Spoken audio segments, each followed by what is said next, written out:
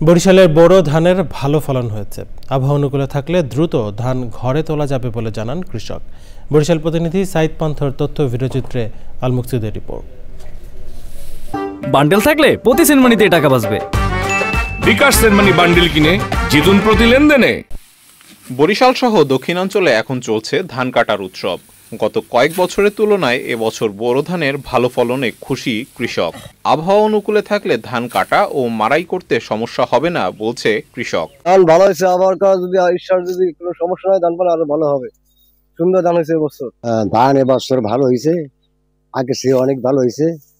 যদি উড়াইতে যায় ভালোভাবে। এই অঞ্চলে শ্রমিক কম থাকায় বিভিন্ন জেলা থেকে ধান কাটার জন্য শ্রমিক এসেছে। আমাদের বাড়ি খুলনা জেলা কয়রা উপজেলা।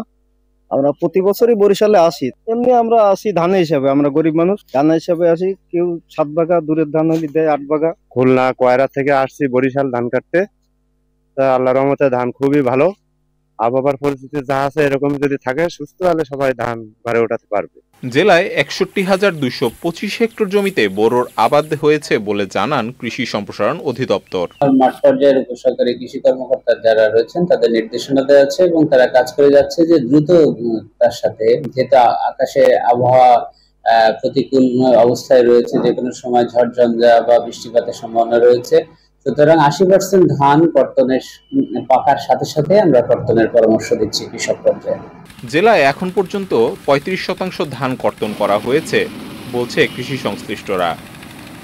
আল মুকসিদ, চ্যানেল আই।